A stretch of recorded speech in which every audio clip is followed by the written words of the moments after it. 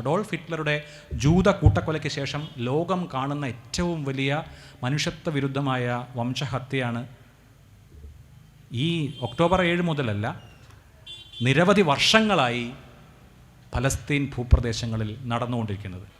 പലസ്തീനിലെ മനുഷ്യരെ സംബന്ധിച്ച് അവർക്ക് അവരുടെ നാട്, അവരുടെ ജീവിതം, അവരുടെ വീട്, അവരുടെ ചരിത്രം, അവരുടെ സംസ്കാരം എന്നിവ വളരെ പ്രധാനമാണ്. ഈ കഴിഞ്ഞ നൂറ്റാണ്ടിൻ്റെ ആദ്യത്തിൽ സയണിസം ആരംഭിക്കുന്ന സമയത്ത് ജൂതരെ സംബന്ധിച്ച് അവർക്ക് ജീവിക്കാൻ ഒരു രാഷ്ട്രം വേണം എന്ന ആവശ്യമാണ് ഉണ്ടായിരുന്നത്. അതിന് സയണിസത്തിൻ്റെ പിതാവായ തിയഡോർ ഹെർസൽ തന്നെ പല സ്ഥലങ്ങൾ അന്വേഷിച്ചിരുന്നു. പലരും വിചാരിക്കുന്നത് പോലെ ഈ പറഞ്ഞ പലസ്തീൻ പ്രദേശത്തേക്ക് മാത്രമായി എന്ന ചിന്ത ആ തുടക്കഘട്ടത്തിലൊന്നും ഉണ്ടായിരുന്നില്ല കേട്ടോ. അർജൻറ്റീനയിൽ ഒരു ജൂതരാഷ്ട്രം എന്നൊരു സ്വപ്നം ആദ്യഘട്ടത്തിലുണ്ടായിരുന്നു. സയണിസത്തിൻ്റെ തുടക്കത്തിൽ Theodore Herzl the Jewish state എന്ന ലഘുലേഖ എഴുതുന്നതാണ് ഈ ഇസ്രായേൽ എന്ന് പറഞ്ഞ രാഷ്ട്രരൂപീകരണത്തിൻ്റെ ആദ്യത്തെ പടി. അതിൽ ഒന്നുകിൽ ഒട്ടോമൻ സാമ്രാജ്യത്തിൻ്റെ കീഴിലുള്ള ചരിത്രപരമായ പലസ്തീൻ പ്രദേശത്ത് അല്ലെങ്കിൽ അർജൻറ്റീനയിൽ ഒരു ജൂതരാഷ്ട്രം സ്ഥാപിക്കണം എന്നുള്ളതായിരുന്നു ആവശ്യം. ജൂതരെ സംബന്ധിച്ച്, ജൂത മതവിഭാഗത്തെ സംബന്ധിച്ച് അവർ ഏറ്റവും കൊടിയ പീഡനങ്ങൾ ഏറ്റുവാങ്ങിയിട്ടുള്ള ജനതയാണ്. അവരെ പീഡിപ്പിച്ചത് യൂറോപ്യൻ കമ്മ്യൂണിറ്റികളാണ് എന്നുള്ളത് വേറെ വിഷയം. യൂറോപ്യൻ സമൂഹങ്ങളിലേക്ക് ആ മനുഷ്യരെ അസിമുലേറ്റ് ചെയ്യുന്നുണ്ടായിരുന്നില്ല, ആ മനുഷ്യരെ സ്വീകരിക്കുന്നുണ്ടായിരുന്നില്ല, അവരെ പുറന്തള്ളുകയായിരുന്നു. അവരെ പലതരത്തിലുള്ള പീഡനങ്ങൾക്ക്, പലതരത്തിലുള്ള ഗൂഢാലോചന സിദ്ധാന്തങ്ങളും അതുപോലെയുള്ള കഥകളുമൊക്കെ ചമച്ച് പെർസിക്യൂട്ട് ചെയ്യുകയായിരുന്നു എന്നുള്ളതാണ് സത്യം. ചരിത്രത്തിൽ ഒരുപാട് ജൂത കൂട്ടക്കൊലകളുണ്ട്. അങ്ങനെ യൂറോപ്യൻ സൊസൈറ്റികളിൽ സമാധാനപരമായി ജീവിക്കാൻ കഴിയില്ല എന്ന ബോധ്യം വരുന്ന സമയത്താണ് ജൂതർക്ക് വേണ്ടി ഉള്ള ഒരു രാഷ്ട്രം, ജൂതർക്ക് താമസിക്കാനുള്ള ഒരു രാഷ്ട്രം എന്ന ഒരു സങ്കല്പം ഉണ്ടാവുന്നത്. പക്ഷേ യൂറോപ്യൻ സമൂഹങ്ങൾ ജൂതരോട് ചെയ്ത കൊടിയ പാതകങ്ങളിലൊക്കെ അതിൻ്റെയൊക്കെ പാപപരിഹാരം ആര് ചെയ്യണം? അവർക്കൊരു രാഷ്ട്രം എവിടെ ഉണ്ടാകണമായിരുന്നു? പല പദ്ധതികൾ വരുന്നുണ്ട്. സൈപ്രസ് ഒരു ഉദാഹരണം. സൈപ്രസിൽ ഒരു ജൂതരാഷ്ട്രം ഉണ്ടാക്കാൻ പറ്റുമോ എന്ന് ചോദിച്ചു. അപ്പോൾ അന്ന് ബ്രിട്ടനാണ് ഇന്നിപ്പോൾ അമേരിക്ക എന്നൊക്കെ പറയുന്നത് പോലെ ലോകത്തെ ഏറ്റവും വലിയ സ്വാധീന ശക്തി. ബ്രിട്ടൻ്റെ മധ്യസ്ഥതയിലാണ് എല്ലാ കാര്യങ്ങളും നടക്കുക. ബ്രിട്ടൻ പറയുന്നത് ഇപ്പോൾ ഞങ്ങളുടെ അധീനതയിലല്ല ഈ അന്ന് കേട്ടോ, അന്ന് ഈ നിങ്ങൾ ഈ പറയുന്ന പലസ്തീനോ അതല്ലെങ്കിൽ സൈപ്രസോ സീനായിയോ ഒന്നും ഞങ്ങളുടെ അധീനതയിലല്ല. അപ്പോൾ നിങ്ങൾക്ക് അവിടെയൊക്കെ രാഷ്ട്രം ഉണ്ടാക്കാൻ സഹായിക്കണമെന്ന് ഞങ്ങളോട് പറഞ്ഞാൽ ഞങ്ങൾക്ക് സഹായിക്കാൻ പറ്റില്ല, കാരണം ഞങ്ങൾക്ക് അവിടെ നിയന്ത്രണങ്ങളൊന്നുമില്ലല്ലോ. അതുകൊണ്ട് നിങ്ങളൊരു കാര്യം ചെയ്യൂ, നിങ്ങൾ ഉഗാണ്ടയിൽ ഒരു ജൂതരാഷ്ട്രം ഉണ്ടാക്കിക്കൊള്ളൂ എന്ന് സയനിസ്റ്റ് നേതൃത്വത്തോട് ബ്രിട്ടൻ പറയുന്നുണ്ട്. 1904 അന്നത്തെ ബ്രിട്ടീഷ് കോളനി സെക്രട്ടറി ആയിട്ടുള്ള ചേംബർലൈൻ ഉഗാണ്ടയിൽ ഒരു ജൂതരാഷ്ട്രം ഉണ്ടാക്കാനുള്ള ഒരു പ്രപ്പോസൽ ഈസ്റ്റ് ആഫ്രിക്കയിൽ മുന്നോട്ട് വയ്ക്കുന്നുണ്ട്.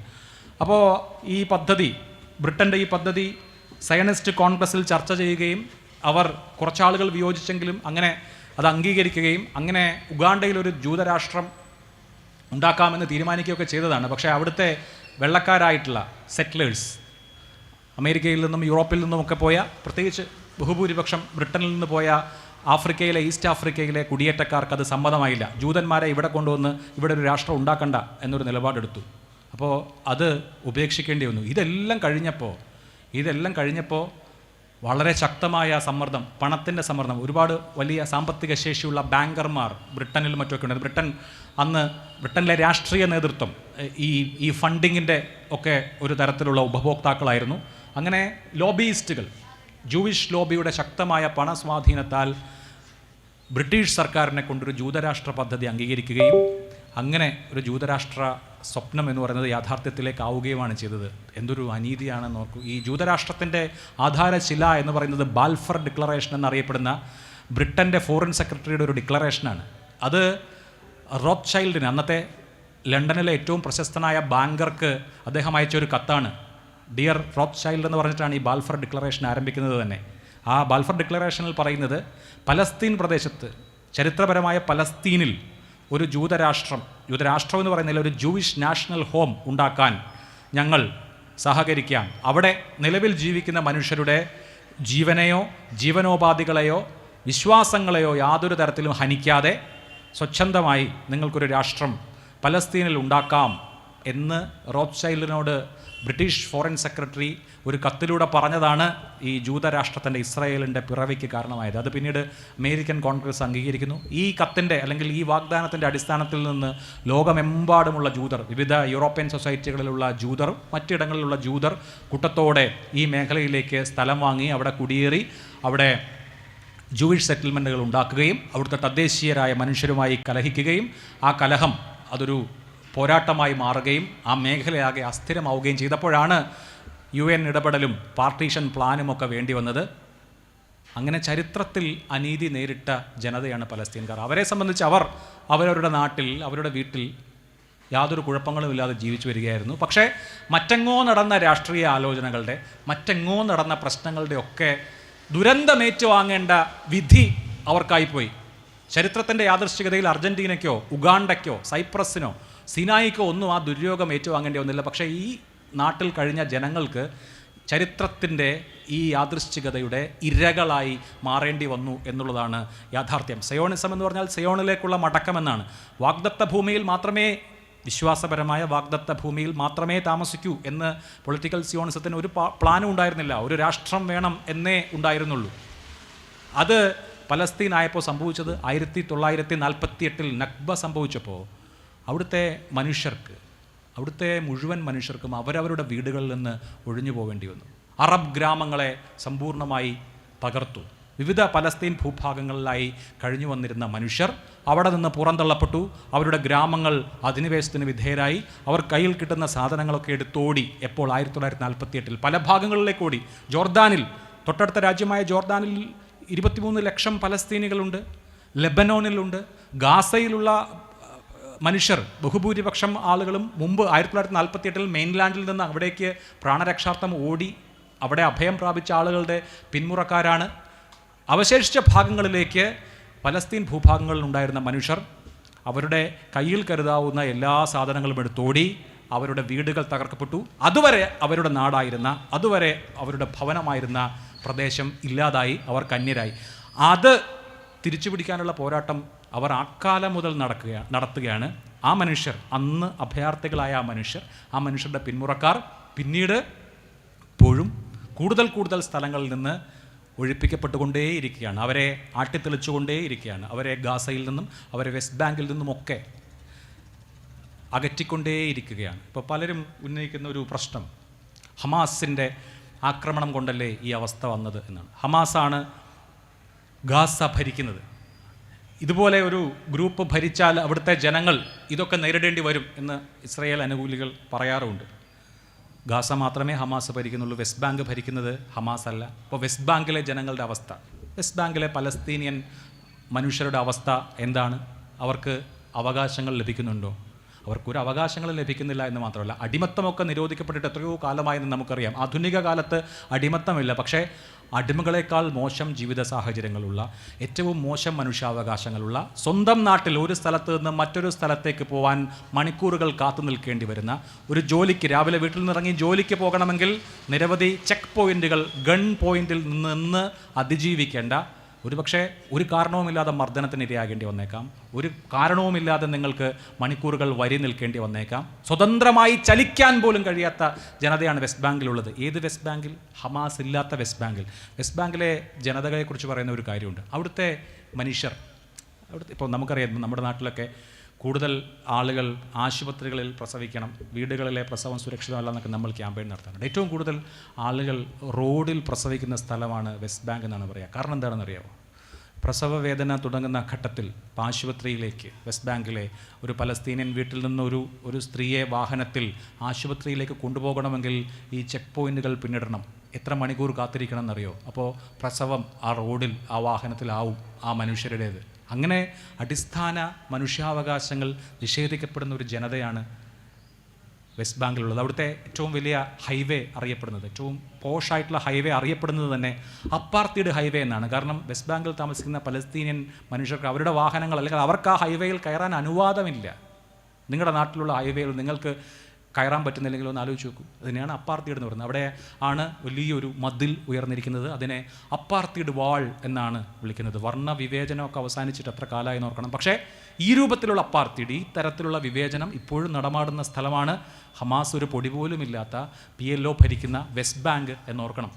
ഈ ഹമാസ് എന്ന് പറയുന്ന സംഘടന 1988 ഒന്നാം ഇൻതിഫാദയുടെ സമയത്താണ് രൂപം കൊള്ളുന്നത്. അത് മുസ്ലിം ബ്രദർഹുഡിൻ്റെ ഒരു ഓഫ് ഷൂട്ടായി തുടങ്ങിയ സംഘടനയാണ്. 1988 മുതലേ ഹമാസ് ഉള്ളൂ. ഹമാസിനെ അനുകൂലിക്കുന്ന എല്ലാ കാര്യത്തിലും അനുകൂലിക്കുന്ന ആളല്ല ഞാൻ.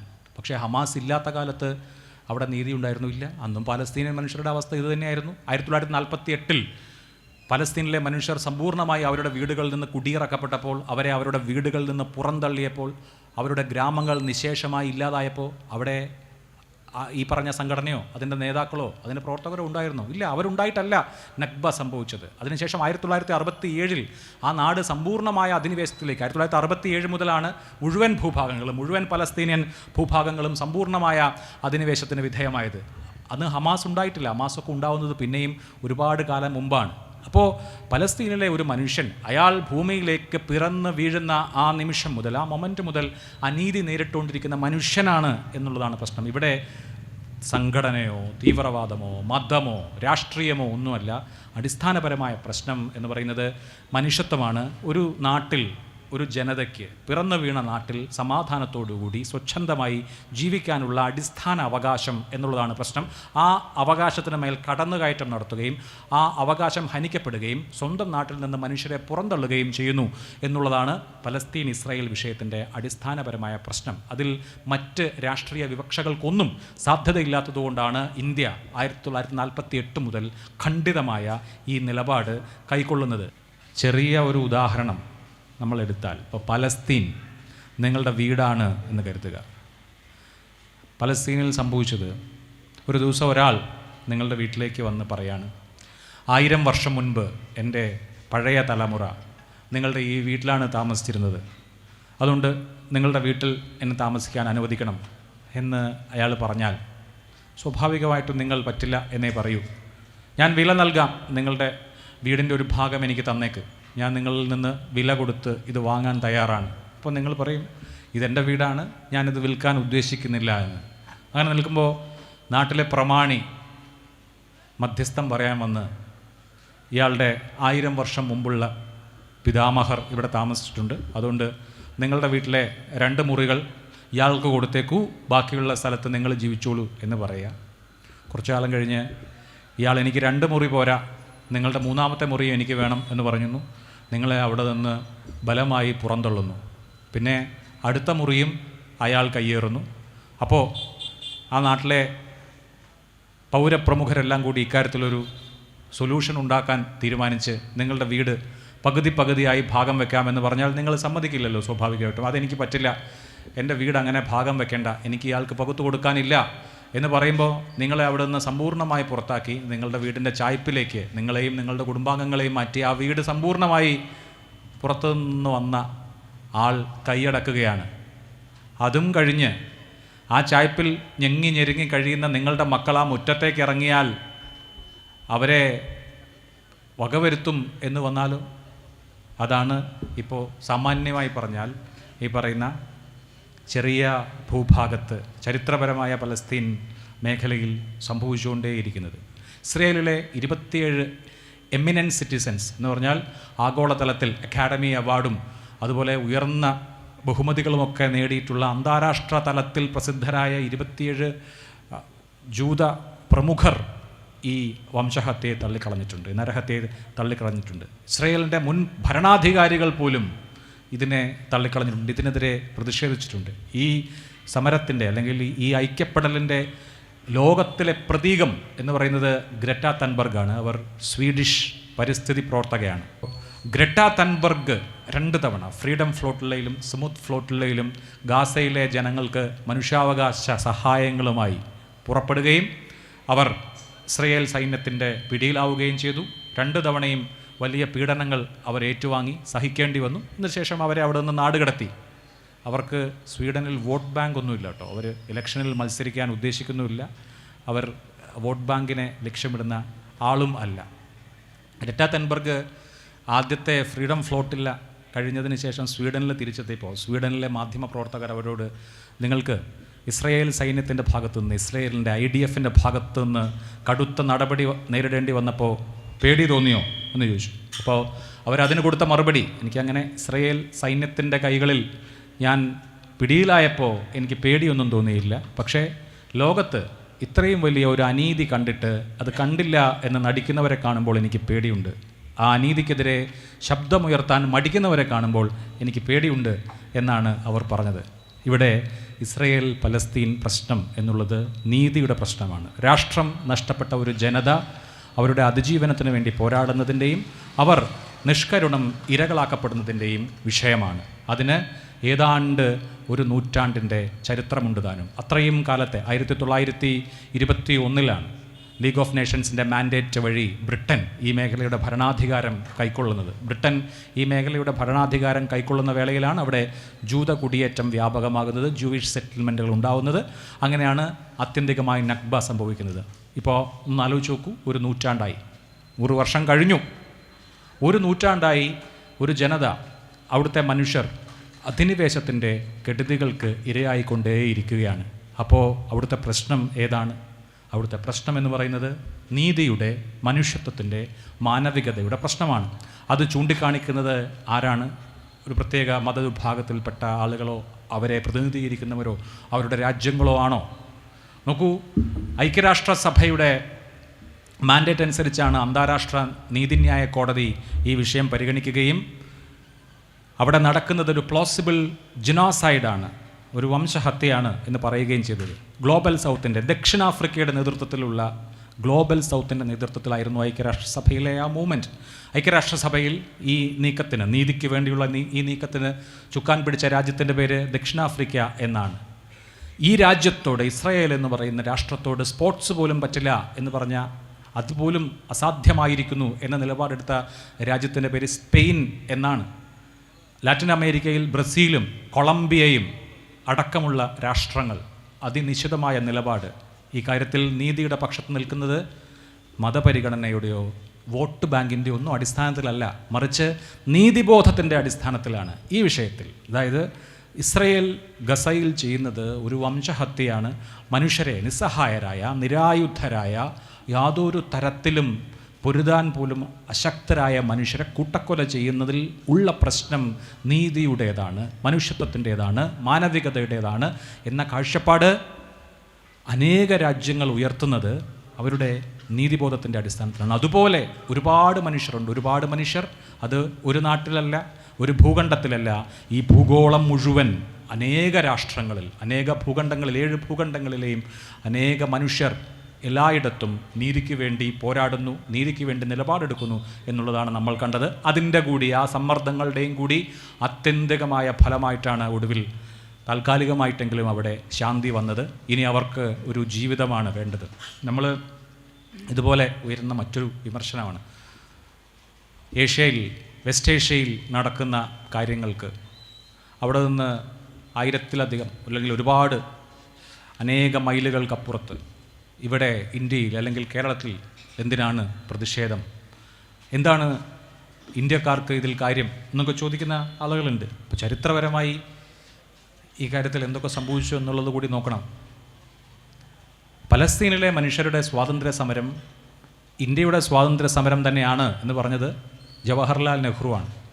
ലോകത്തുള്ള അടിച്ചമർത്തപ്പെടുന്ന എല്ലാ മനുഷ്യരുടെയും സമരം നമ്മുടെ സമരമായിരിക്കും എന്ന് പറഞ്ഞത് നമ്മുടെ പ്രഥമ പ്രധാനമന്ത്രി നെഹ്റുവാണ്. അന്ന് അദ്ദേഹം പ്രധാനമന്ത്രി ആയില്ല, 1937 പറഞ്ഞതാണ്. മഹാത്മാഗാന്ധി, നമ്മുടെ രാഷ്ട്രപിതാവ്, പറഞ്ഞത് ഇംഗ്ലണ്ട് ഇംഗ്ലീഷുകാരുടേതെന്ന പോലെ, ഫ്രാൻസ് ഫ്രഞ്ചുകാരുടേതെന്നതുപോലെ പലസ്തീൻ എന്നുള്ളത് അറബുകളുടേതാണ് എന്ന് പറഞ്ഞത് മഹാത്മാഗാന്ധിയാണ്, നമ്മുടെ രാഷ്ട്രപിതാവ്. 1948 ഇസ്രയേൽ എന്ന രാഷ്ട്രമുണ്ടായത്. ഇസ്രയേൽ രാഷ്ട്ര രൂപീകരണത്തിലേക്ക് നയിച്ചത് ഐക്യരാഷ്ട്രസഭയിലെ 182 നമ്പർ പ്രമേയമാണ് ജനറൽ കൗൺസിലിൽ. ആ പ്രമേയത്തെ എതിർത്ത് വോട്ട് ചെയ്ത രാജ്യങ്ങളിൽ വളരെ കുറഞ്ഞ രാജ്യങ്ങളെ അതിനെ എതിർത്ത് വോട്ട് ചെയ്തിട്ടുള്ളൂ. ഇസ്രയേൽ രാഷ്ട്രത്തെ നിർമ്മിക്കണം എന്ന നിലയിലാണ് അമേരിക്കയും USSRും അടക്കമുള്ള ലോകത്തെ പ്രമുഖരായ രാഷ്ട്രങ്ങൾ വോട്ട് ചെയ്തത്. അന്ന് അത് ശരിയല്ല എന്ന് പറയാൻ വളരെ കുറച്ച് രാഷ്ട്രങ്ങളെ ഉണ്ടായിരുന്നുള്ളൂ. ആ രാഷ്ട്രങ്ങളിൽ ഒരു രാഷ്ട്രം നമ്മുടെ രാഷ്ട്രമാണ്, ഇന്ത്യയാണ്. അന്ന് UN റെസൊല്യൂഷനെതിരെ വോട്ട് ചെയ്ത രാജ്യമാണ് ഇന്ത്യ. ഇന്ത്യ പലസ്തീൻ പിറന്ന് വീണത് മുതൽ പലസ്തീനെ അംഗീകരിച്ച രാജ്യമാണ്. ഇപ്പോൾ പല രാജ്യങ്ങളും, ഇംഗ്ലണ്ട് അടക്കം, ബ്രിട്ടൻ അടക്കം പല രാജ്യങ്ങളും പലസ്തീനെ അംഗീകരിക്കുന്നു എന്ന വാർത്ത നിങ്ങൾ പത്രങ്ങളിൽ അതുപോലെ തന്നെ ടെലിവിഷൻ ചാനലുകളിൽ കാണുന്നുണ്ടാവും. പലസ്തീൻ ഉണ്ടായി, പലസ്തീൻ രാഷ്ട്രപ്രഖ്യാപനം, മഹ്മൂദ് ദർവീഷിൻ്റെ മനോഹരമായ വാചകങ്ങൾ യാസർ അറാഫത്ത് ഒരു രാഷ്ട്രപ്രഖ്യാപനമായി നടത്തിയ വേളയിൽ അതിൻ്റെ മണിക്കൂറുകൾക്കുള്ളിൽ പലസ്തീൻ രാഷ്ട്രത്തെ അംഗീകരിച്ച രാജ്യമാണ് ഇന്ത്യ 1988. അതേസമയം 1948 പിറന്നു വീണ ഇസ്രയേലിൻ്റെ കാര്യത്തിൽ പരിമിതമായ ബന്ധമേ ഇന്ത്യക്കുണ്ടായിരുന്നുള്ളൂ. വെറും കോൺസുലാർ സേവനം മാത്രമേ ഉണ്ടായിരുന്നുള്ളൂ.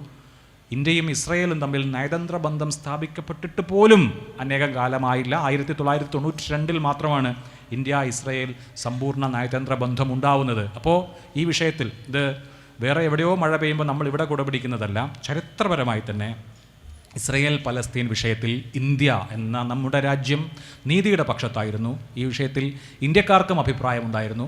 ആ ഇന്ത്യക്കാരുടെ അഭിപ്രായമാണ് നമ്മുടെ പ്രധാനമന്ത്രിയും രാഷ്ട്രപിതാവും ഒക്കെ പറഞ്ഞത്. അതുകൊണ്ട് അവിടെ കൂട്ടക്കൊല നടക്കുമ്പോൾ ഇവിടെ നമ്മൾ ഒരുപാട് വർത്തമാനമൊന്നും പറയണ്ട എന്ന് പറയുന്നതിൽ യാതൊരു കാര്യവുമില്ല. ഇനി മറ്റൊരു പ്രശ്നം കൂടിയുണ്ട്. ഇത് ഒരു മതപ്രശ്നമാണോ എന്നൊരു ചോദ്യം ഇവിടെ ഉന്നയിക്കപ്പെട്ടിരുന്നു. മുസ്ലിങ്ങളെ സംബന്ധിച്ച് അവരുടെ മക്കയും മദീനയും കഴിഞ്ഞാൽ ഏറ്റവും പുണ്യമായി കരുതുന്ന ആരാധനാലയം അൽ അക്സ ജെറൂസലേമിലാണ് എന്നുള്ളത് ശരിയാണ്. പക്ഷേ ഇത് മതപരമായ ആ പള്ളി നിലനിർത്താനുള്ള പോരാട്ടമല്ല, മറിച്ച് അവിടെ താമസിക്കുന്ന ജനങ്ങളെ സംബന്ധിച്ച് അവർക്ക് അവരുടെ കിടപ്പാടം, അവരുടെ ജീവിതം, അവരുടെ രാഷ്ട്രം അത് നിലനിർത്തണം എന്നുള്ള കാര്യം ആവശ്യപ്പെട്ടുകൊണ്ടുള്ള സ്വാതന്ത്ര്യ സമരമാണ്. ആ സ്വാതന്ത്ര്യ സമരത്തെ അടിച്ചമർത്തിയിട്ടുള്ളത് ഇസ്രയേലും ജൂതന്മാരും മാത്രമൊന്നുമല്ല. 1948 സംഭവിച്ചത് ചരിത്രപരമായ പലസ്തീൻ്റെ 75% ഭാഗവും ഇസ്രയേൽ കൈയടക്കി. UN പാർട്ടീഷൻ പ്ലാൻ അനുസരിച്ച് 55% സ്ഥലത്ത് ഇസ്രയേൽ എന്ന രാഷ്ട്രം, ബാക്കിയുള്ള സ്ഥലത്ത് പലസ്തീൻ എന്ന രാഷ്ട്രം, അങ്ങനെ 2 രാഷ്ട്രങ്ങൾ ഉണ്ടാക്കാനായിരുന്നു പ്ലാൻ. പക്ഷേ 1948 യുദ്ധം വിജയിച്ചതോടെ 75% സ്ഥലവും ഇസ്രയേലിൻ്റെ കൈപ്പിടിയിലായി. ആ ഘട്ടത്തിൽ ഏറ്റവും പ്രധാനപ്പെട്ട വെസ്റ്റ് ബാങ്കും ജെറൂസലേമും, കിഴക്കൻ ജെറൂസലേമും ജോർദാൻ്റെ പിടിയിലായിരുന്നു. ഇപ്പോഴത്തെ ഈ ഗാസ ഈജിപ്തിൻ്റെ പിടിയിലായിരുന്നു. ഈജിപ്റ്റ് ഗാസയിൽ പരിമിതമായ സ്വയം ഭരണം അനുവദിച്ചിരുന്നുവെങ്കിൽ സമ്പൂർണ്ണമായും ജോർദാൻ്റെ ഭരണത്തിന് കീഴിലായിരുന്നു പലസ്തീൻ ഭാഗങ്ങൾ. പലസ്തീൻ സ്വാതന്ത്ര്യ പോരാളികൾക്ക് ജോർദാനെതിരെയും പോരാടേണ്ടി വന്നിട്ടുണ്ട്.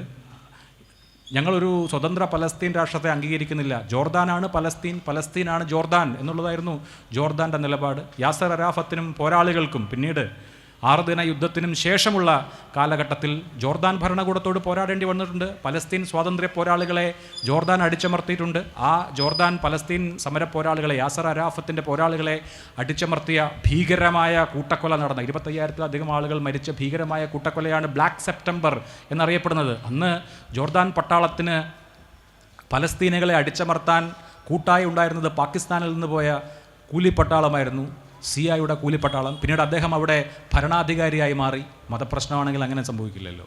ഇത് മനുഷ്യാവകാശത്തിൻ്റെ, അവരുടെ സ്വാതന്ത്ര്യത്തിൻ്റെ, അവരുടെ രാഷ്ട്രമോഹത്തിൻ്റെ, ഒരു രാഷ്ട്രത്തെ പൗരന്മാരായി ജീവിക്കണമെന്ന ആഗ്രഹത്തിൻ്റെ ഒക്കെ സ്വപ്നങ്ങളുടെ ചരിത്രമാണ് പലസ്തീൻ പോരാട്ടത്തിൻ്റെ, അവരുടെ രാജ്യം വേണം എന്ന പോരാട്ടത്തിൻ്റെ ചരിത്രം. അത് തികച്ചും സെക്യുലറായിട്ടുള്ള പോരാട്ടമായിരുന്നു.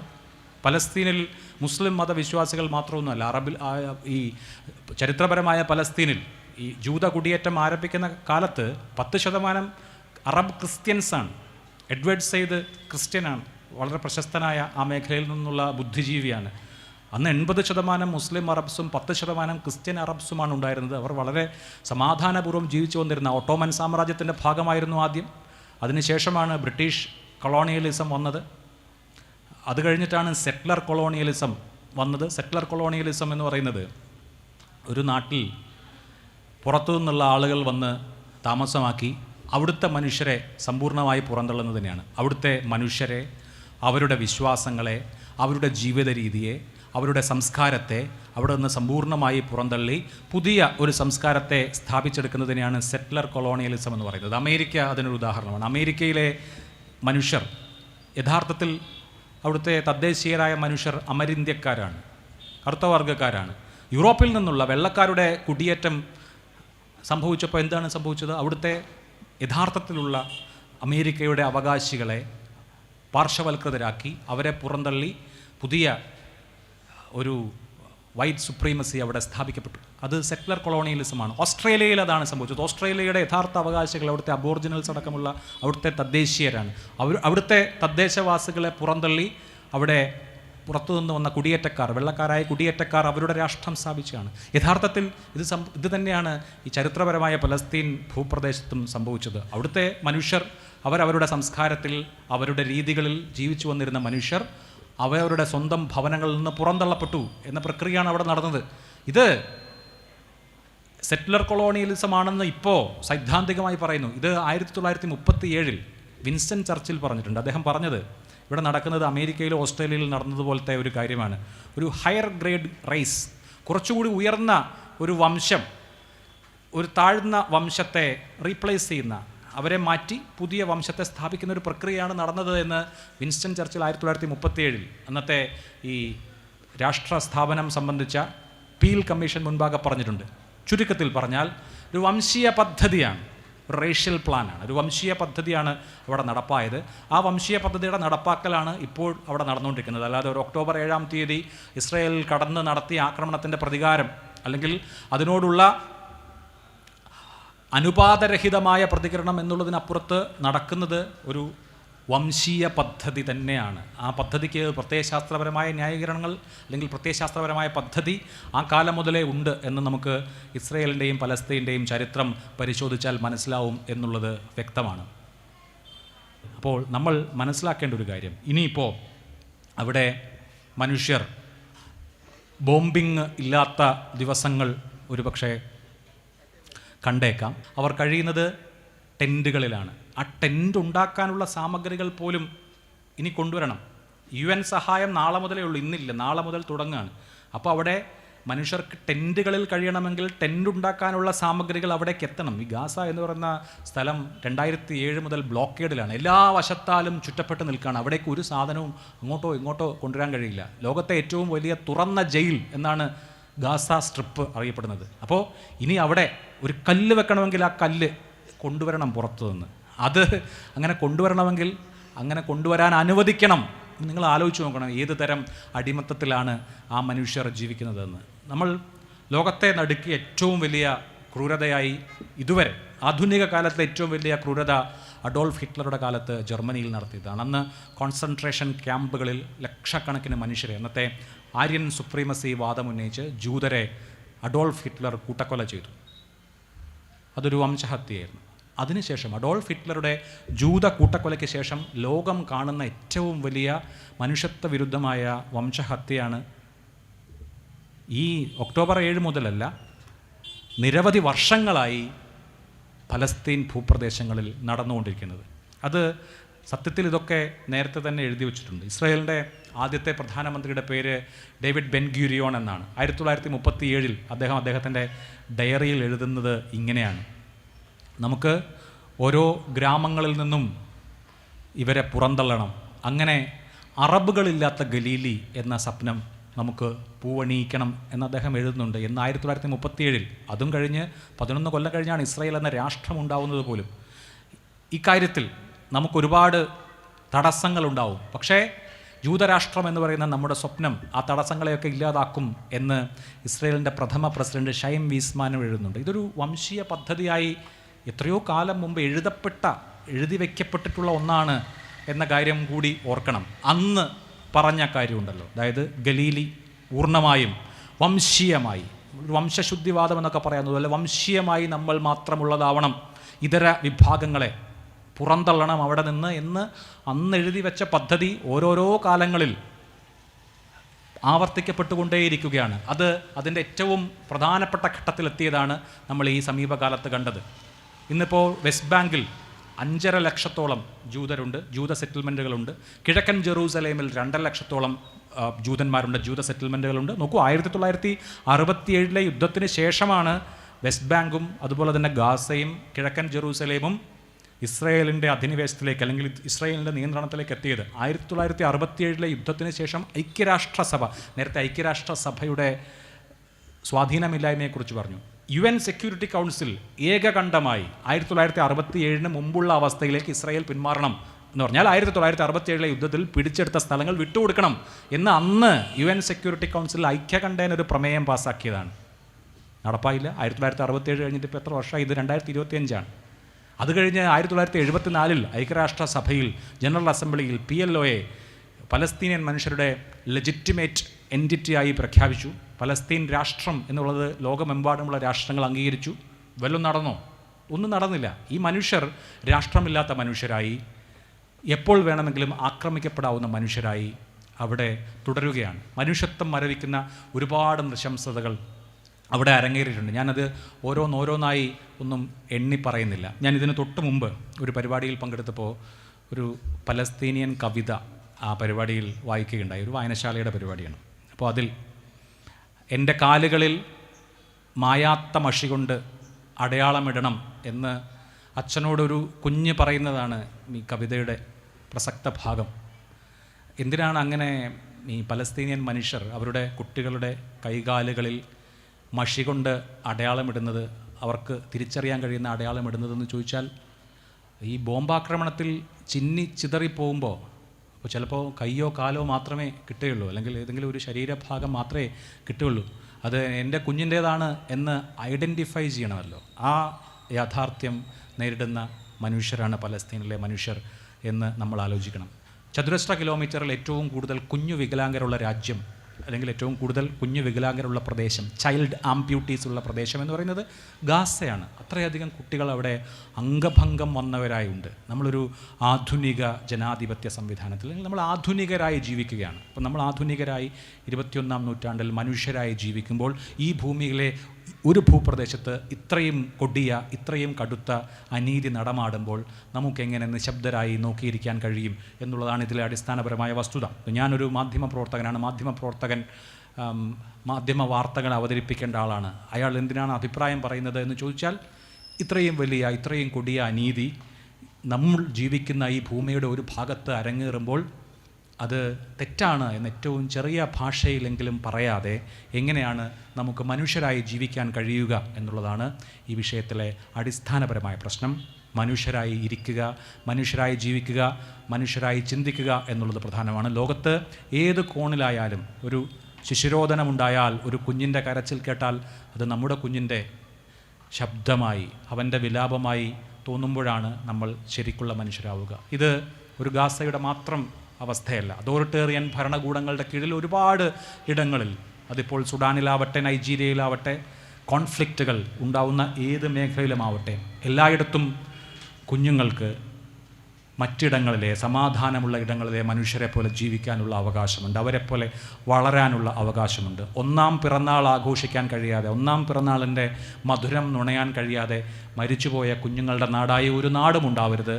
ശാശ്വതമായി, അന്തിമമായി ഈ അനീതി പരിഹരിക്കപ്പെടുക എന്നുള്ളതാണ് അതിനുള്ള വഴി. അതിന് ലോക മനഃസാക്ഷി ഉണരണമെങ്കിൽ ഒരുപാടിടങ്ങളിൽ ഇതുപോലെയുള്ള പരിപാടികൾ വേണ്ടിവരും. അത് ലോകത്തിൻ്റെ എല്ലാ ഭാഗങ്ങളിലുമുണ്ട്. എല്ലാ വികസിത മുതലാളിത്ത യൂറോപ്യൻ രാജ്യങ്ങളിലുമുണ്ട്, അമേരിക്കയിലുണ്ട്, ലാറ്റിൻ അമേരിക്കയിലുണ്ട്. എല്ലായിടത്തും നീതിബോധമുള്ള മനുഷ്യർ ഒരു കൂട്ടമായി വരികയും അവരുടെ അഭിപ്രായങ്ങൾ പറയുകയും ചെയ്യുക എന്നുള്ളത് വളരെ പ്രധാനമാണ്. അങ്ങനെ ആ കൂട്ടായ്മയുടെ ശബ്ദം ഒരുപാട് മാറ്റൊല്ലിക്കൊള്ളുമ്പോൾ ലോകത്തുള്ള അനീതികൾ തിരുത്തപ്പെടുകയും നീതി വരികയും ചെയ്യും. നീതി എക്കാലത്തേക്കുമായി പുലരട്ടെ പലസ്തീനിൽ എന്ന് നമുക്ക് പ്രത്യാശിക്കാം. ഇപ്പോൾ അവിടേക്ക് വരിയായി ഉറുമ്പുകൂട്ടങ്ങളെപ്പോലെ നടന്നു നീങ്ങിക്കൊണ്ടിരിക്കുന്ന മനുഷ്യർക്ക് ശാശ്വതമായ ശാന്തി ഉണ്ടാവട്ടെ. അവർ ഉറങ്ങുന്ന ടെൻറ്റുകൾ സമീപഭാവിയിൽ തന്നെ വീടുകളായി മാറുകയും അവരുടെ പുതിയ വീടുകൾക്ക് മുകളിൽ ഇനി ബോംബർ വിമാനങ്ങൾ ചീറി പറക്കാതിരിക്കുകയും ചെയ്യട്ടെ. പലസ്തീനിൽ, ഗാസയിൽ പിറന്നു വീഴുന്ന കുഞ്ഞ് ഇനി നമ്മുടെയൊക്കെ കുഞ്ഞുങ്ങളെപ്പോലെ ഓടിക്കളിക്കട്ടെ.